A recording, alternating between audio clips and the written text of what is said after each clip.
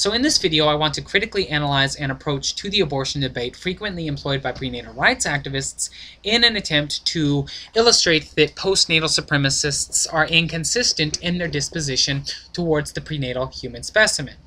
And they attempt to do this because they feel if they can show that pro-choice persons honestly, deep down inside, feel that the prenatal human specimen is also a person, that the pro-choice position will have been successfully dismantled. But this isn't actually the case. This is a type of ad hominem fallacy called the appeal to hypocrisy. An appeal to hypocrisy occurs whenever, instead of trying to dismantle a position by logically analyzing that position, you find somebody who holds the position, demonstrate that he or she is hypocritical in his application of that position or inconsistent in his or her ideology, and conclude from the fact that this person is hypocritical that the position must be false. And that's not true, because whether or not somebody is hypocritical has nothing to do with whether or not something he or she believes is true. So for example, a lot of people are hypocritical, but most of these people also believe that the earth is round. Does the fact that these individuals are hypocritical mean that the earth is not round? Well, no, not at all. It's very similar to the burning fertility clinic approach frequently employed by pro-choice persons to dismantle the pro-life position. It attempts to demonstrate that prenatal rights activists sometimes treat the unborn children as though they were not persons, and concludes from this that abortion should be legal. But the conclusion does not follow from the premise. Even if we presume that pro-life persons are hypocrites, that they are inconsistent in the application of their ideology, this does not allow us to determine whether or not the position that abortion should be illegal is true or false. Whether or not a pro-life or a pro-choice person is hypocritical has nothing to do with the legality of abortion. So as an argument against abortion, this approach is absolutely invalid and entirely fallacious. However, that does not mean that it cannot provide us with any relevant or useful information.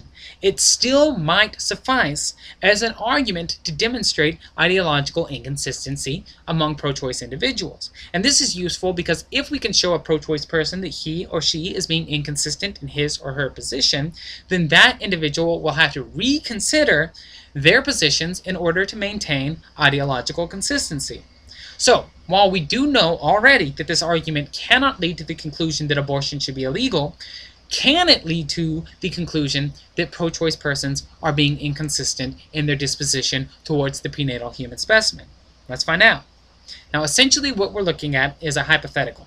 Let's say that one day Twyla May hops into her car and is driving to the local abortion clinic where she's scheduled to terminate an unplanned pregnancy.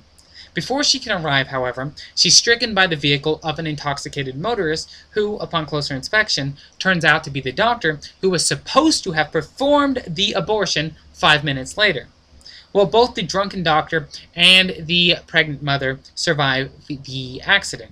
But unfortunately, the prenatal human specimen does not. The unborn child is killed upon impact. In these circumstances, the doctor would be charged with homicide, and most of us probably agree that that's a good thing. If you get drunk and you smash into somebody's vehicle, killing their unborn child, you should be held responsible. Most of us find this to be an agreeable statement. Now, some individuals have shied away from it because they feel that it might undermine their pro-choice disposition. John Kerry is a famous example of this, but more often than not, pro-choice persons are willing to concede that if you murder a pregnant woman leading to the death of her unborn child, you should be held responsible for that child's death, even though if you kill the child in a different context, say in an abortion clinic, you shouldn't be held responsible. So essentially what we have is a group of individuals, pro-choice persons, who state that if the doctor kills the child 5 minutes before the scheduled abortion in the street, he should be held responsible for the death, but that if he kills the child at the appointed time, in the appointed place, that he shouldn't be held responsible. And that seems kind of silly, because setting out certain periods and places where you have amnesty for taking somebody's life is a bit of a tricky approach to any issue, and it leads to some dangerous conclusions. So you can't say that just because you killed somebody in place A at time B, instead of place X and time Y, that you shouldn't be held responsible. No, that seems absurd. So there definitely does, at first glance, appear to be a certain inconsistency. However, I think that if you analyze this through the scope of bodily autonomy, you will find that this apparent inconsistency can be resolved, and the notion that these two positions are mutually exclusive is specious. Let's analyze it via Judith Jarvis Thomson's violinist thought experiment. Now, if you've watched my previous videos, I bring this up periodically, and I've already explained it on numerous occasions. But this is a very important piece of literature. In fact, I would say that this piece of literature has sculpted my personal ideology more than any other political article that I've ever read or written.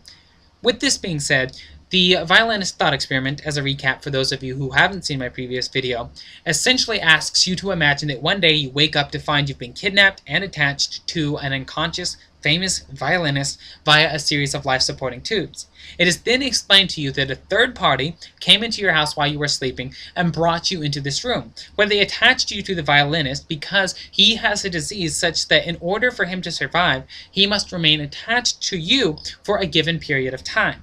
Now, at the end of this period, you can unplug yourself and walk away unencumbered, and the violinist will get to live. Both of you can go on with your lives almost as though nothing had ever happened.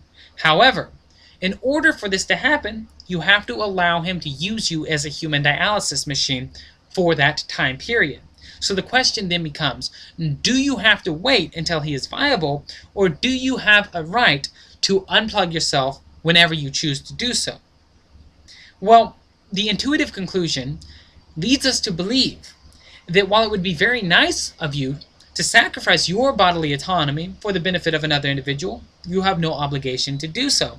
Intuition tells us that it is optional, not obligatory. You can unplug yourself whenever you want. If you do decide to let him use you for his continued sustenance, good for you. You're a saint. You're a wonderful person. But if not, well, that's also your right. And that's the violinist thought experiment. Now let's tweak this just a little bit. Let's say that you decide you do want to sustain this individual. You are going to allow him to use your body for the given period of time. About halfway through that period of time, however, somebody else walks in, pulls out a gun, and shoots you to death. So you die, and as a consequence, the violinist dies.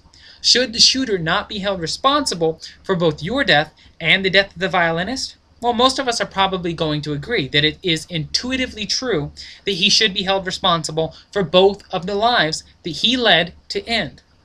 That's your life as well as the violinist's life. But just a moment ago, we had intuitively decided that you can unplug yourself. So it is not inconsistent to say that a woman should be able to terminate an unplanned pregnancy, and yet that if a man kills a woman's unborn child, he should be held responsible for that death.